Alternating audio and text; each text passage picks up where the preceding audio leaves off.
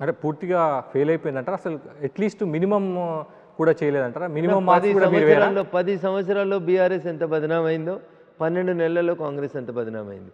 మీరు చేసింది కనబడతలేదు, చేయంది ఎక్కువ కనబడతా ఉంది, బదనాం ఎక్కువ అవుతా ఉన్నారు. దీనికి అంతటి కారణం మీ శృతి లేనటువంటి వ్యవస్థ తప్ప ఇంకొకటి కాదు. బదనాం అంటున్నారు. గతంలో ప్రధానమంత్రి మోడీ ఎన్నికల ప్రచారానికి వచ్చినప్పుడు తెలంగాణ అనేది కాంగ్రెస్ కుటుంబానికి, రాజ కుటుంబానికి ఏటీఎంగా మారిందన్న విమర్శ చేశారు. కేంద్రంలో మీరు అధికారంలో ఉన్నారు, వీటిపైన ఎందుకు విచారణ జరిపించవచ్చు కదా? స్పష్టమైన ఆధారాలు ఉంటే సిబిఐ ఉంది, ఈడీ ఉంది, లేకపోతే ఏదో మీడియా మిత్రులందరికీ, మా మీద ఆరోపణలు చేస్తున్నటువంటి పెద్దలందరికీ నేను సవినయంగా చేసేటువంటి అప్పీల్ ఒకటే, మీ దగ్గర ఆధారాలు ఉన్నాయి, కంప్లైంట్ ఇవ్వండి.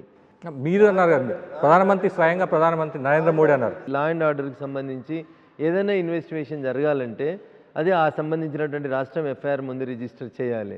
వాళ్ళు రిజిస్టర్ చేసినాక ఈడీ వస్తుందా, ఐటీ వస్తుందా, ఇంకెవరు వస్తారా, ఎట్లా యాక్షన్ తీసుకుంటారు, ఎట్లా ఇన్వెస్టిగేషన్ చేస్తారు అనేది భారత ప్రభుత్వం చేస్తుంది. ఇక్కడ దురదృష్టం ఏంటంటే కాంగ్రెస్ మీద మేము చర్య తీసుకున్నా, లేదా ఇతర ప్రతిపక్షాల మీద మేము చర్య తీసుకున్నా ఇమ్మీడియట్గా వచ్చేటువంటి మాట ఏంటంటే మోడీ గారు మా మీద కక్ష సాధిస్తున్నారు, మమ్మల్ని ఎన్నికల్లో గెలవలేక ఏదో చేస్తున్నారనే బదనాం వస్తూ ఉంది. కాబట్టి మేము కొంచెం లిబరల్గా ఉన్నట్టు కనబడతా ఉంది మీకు. బట్ కంప్లైంట్ రిజిస్టర్ అయిన దగ్గర, కేసు రిజిస్టర్ అయిన దగ్గర 100% నిష్పక్షపాతంగా విచారణ కొనసాగిస్తూ ఉన్నాం. ఏ రాష్ట్రంలో అయినా, ఈ రాష్ట్రంలో రేవంత్ రెడ్డి గారు ప్రతిపక్ష నాయకుడిగా ఉన్నప్పుడు, లేదా కాంగ్రెస్ పార్టీ నాయకుడిగా అధ్యక్షుడిగా ఉన్నప్పుడు ఎన్ని మాటలు మాట్లాడిండో మీరు చూసినాం. రింగ్ రోడ్ మీద 1,00,000 కోట్లు పోయినాయి అన్నాడు. ఇలా రింగ్ రోడ్ టెండర్ రద్దు చేసే అధికారం రాష్ట్ర ముఖ్యమంత్రికి ఉంది. ఎందుకు రద్దు చేస్తలేడు? ఫార్మాసిటీలో జాగా తీసుకొచ్చి రెడీ పెట్టిండు. ఆయన ఏదో ఇండస్ట్రియల్ కారిడార్ అంటాడు, పారిశ్రామిక కారిడార్ అంటాడు, ఏదో ఒకటి అంటాడు. ఆ జాగా సేకరించినటువంటి జాగాని నిజంగా ఇండస్ట్రీస్కి ఇవ్వచ్చు కదా. సుమారు 35,000 ఎకరాల భూసేకరణ జరిగి రెడీగా ఉంది. ఫార్మాస్యూటికల్ సిటీగా అక్కడ డెవలప్ చేయి. నీ నియోజకవర్గం డెవలప్ చేసుకోవాలనే నీ ఆలోచన మంచిదే కావచ్చు, కానీ జమ చేసి గుంజుకొని అక్కడ రెడీగా ఉన్నటువంటి పల్లెంలో అన్నం వడ్డించడానికి చేతగానప్పుడు నువ్వు ఇంకేదో చేస్తా అని చెప్తే ఎట్లయితుంది? గతంలో కూడా బీఆర్ఎస్ సంబంధించి కూడా ఆరోపణలు చేశారు. ఇదే ప్రధాని నరేంద్ర మోడీ మొత్తము దోచుకున్నారని. వారికి సంబంధించి ఎటువంటి చర్యలు అంటే కేవలం రాజకీయ విమర్శలకే బీజేపీ పరిమితం అవుతుందా? సో భారత ప్రభుత్వం నరేంద్ర మోడీ గారి నాయకత్వంలో స్పష్టమైనటువంటి ఆధారాలు, కంప్లైంట్లు ఉన్న ప్రతి చోట ఇన్వెస్టిగేషన్ కొనసాగిస్తుంది. కాళేశ్వరం మీద ఒక కమిషన్ని రాష్ట్ర ప్రభుత్వం వేసింది. కమిషన్ నివేదిక వచ్చిన తర్వాత ఖచ్చితంగా భారత ప్రభుత్వం తరఫు నుంచి కూడా చర్యలు ఉంటాయి.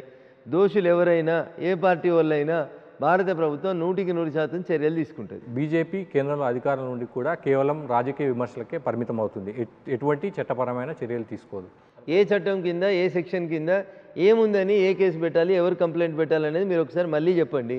చెప్తే దాని ప్రకారం ఖచ్చితంగా చేస్తాము. సార్ మీరే ఉన్నారు, మీరు ఫిర్యాదు చేయొచ్చు ఒక ఎంపీ కానీ, గతంలో ఎమ్మెల్యే ఉన్నప్పుడు కూడా బీఆర్ఎస్ పైన కానీ మీరు కూడా పలానా ఆధారాలనే మా ప్రధానమంత్రి గారు చెప్పారు, వీటికి సంబంధించి మీరు విచారణ చేయండి అని కేంద్ర దర్యాప్తు సంస్థలకు మీరు చేయొచ్చు. గతంలో మీరు ఫామ్ హౌస్ కేసు సందర్భంలో కూడా ఈడీ విచారణ చేయమని లేఖ ఇచ్చారు. సో ఫామ్ హౌస్ దాంట్లో మీరు ఒకటి అర్థం చేసుకోవాలి, ముందు ఒక ఎఫ్ఐఆర్ రిజిస్టర్ అయింది. నేను మళ్ళీ అదే చెప్తా ఉన్నా, ఈ రాష్ట్రానికి లేదా ఏ రాష్ట్రానికి సంబంధించిన కేసులలో అయినా ఒక ఎఫ్ఐఆర్ నమోదై ఉంటే, ఒక కేసు నమోదై విచారణ జరుగుతున్నప్పుడు కేంద్ర విచారణ సంస్థల నుంచి విచారణ కొనసాగించమని అడగవచ్చు. ఎక్కడ ఎఫ్ఐఆర్ కాని చోట అడగలేము. కాళేశ్వరం మీద ఇప్పుడు అవకాశం ఉంది, ఎందుకంటే కాళేశ్వరంలో అది కూలిపోయి కుంగిపోయి ఎఫ్ఐఆర్ నమోదైన తర్వాత ఇప్పుడు అడగడానికి అవకాశం ఉంది. బట్ ఆల్రెడీ ఒక రిటైర్డ్ జడ్జి చేత ఒక కమిషన్ వేసి విచారణ జరిపిస్తూ ఉన్నారు. విచారణ నివేదిక వచ్చిన తర్వాత మళ్ళీ అందరికంటే ముందు మీరే చూస్తారు కదా, ఇదే రఘునందన్ అదే కేంద్ర సంస్థలకు కంప్లైంట్ ఇస్తాడు, విచారణ ముందుకు సాగుతుంది అనేది మీరు విశ్వాసంగా ఉండొచ్చు. రఘునందన్ ప్రధానంగా ఈడీ కానీ సిబిఐ కానీ కేసులు నమోదు చేసిన తర్వాత, సోదాలు చేసిన తర్వాత వాటికి సంబంధించిన అధికారిక ప్రకటన చేయిస్తారు, మీరు చూస్తుంటారు, మీరు న్యాయవాది కూడా. కానీ పొంగులేటి శ్రీనివాసరెడ్డికి సంబంధించి ఇంట్లో సోదాలు జరిగిన తర్వాత ఈడీ ఇప్పటికీ ప్రకటన చేయలేదు అఫీషియల్గా. ఇదే అంశాన్ని బీఆర్ఎస్ పార్టీ పదే ప్రస్తావిస్తుంది. కాంగ్రెస్, బీజేపీ ఒకటే ములాఖత్ అయ్యారు, అందుకోసమే దానికి సంబంధించి ఎటువంటి సమాచారం బయటకు ఇవ్వలేదంటారు. మీరేమంటారు? ఏదైనా టెక్నికల్గా అక్కడ జరిగినటువంటి సంఘటన ఏముంది, ఆ రోజు రైడ్ చేసినటువంటి ఐటీ అధికారులు లేదా ఈడీ అధికారులు మీడియాని ఎందుకు దూరంగా ఉంచినారనేది I can't answer all those questions, ఎందుకంటే it is not my duty.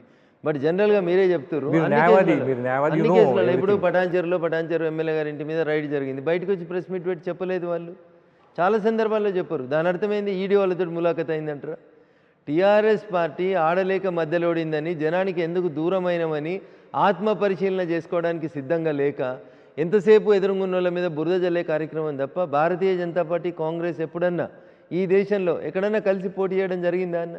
జరగని దాన్ని బీజేపీ కాంగ్రెస్ ఒకటి అని కేటీఆర్ మాట్లాడితే దాన్ని ఎట్లా అర్థం చేసుకుంటాం? నేను ఆరోపిస్తలేను, వాస్తవమే చెప్తున్నా మీతోటి. ఇప్పుడు అదేదో జన్వాడ ఫామ్ హౌస్లో పోలీసు వాళ్ళు రైడ్ చేసిర్రు.